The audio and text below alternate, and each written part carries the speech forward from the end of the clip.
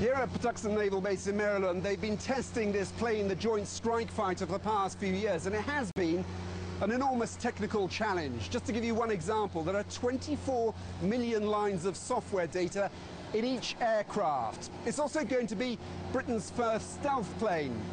So the acute angles that you see are meant to give it low visibility. In theory, at least, on a radar, it should appear as the size of a golf ball. This is still a work in progress, and at more than £100 million each, it doesn't come cheap.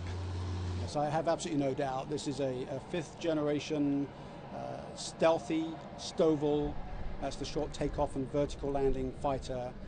It's going to bring capabilities to the UK that we have never seen before, capabilities to be interoperable with the US and with the other allies when we're fighting the fight.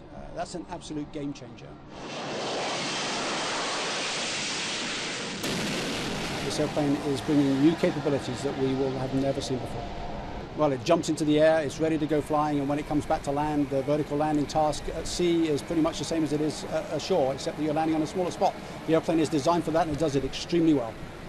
Previously, I've flown the Harrier quite a lot in service, and that airplane is very high workload. It's quite tricky to fly that airplane at slow speeds, and it's easy to make cognitive errors for the pilot, easy to make mistakes. This airplane has had the mistakes effectively designed out of it, and the workload for the pilot is much, much lower.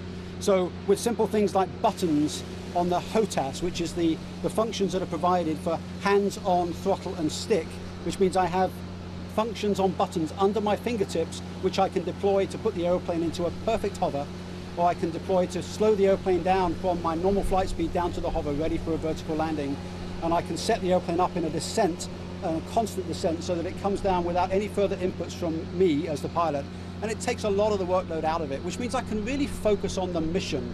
I can think as a warfighter, wonder about how am I going to attack the bad guys, do that job, which is the main role of what I'm here for in the cockpit, and I don't have to worry too much about the workload associated with bringing the airplane back to the ship.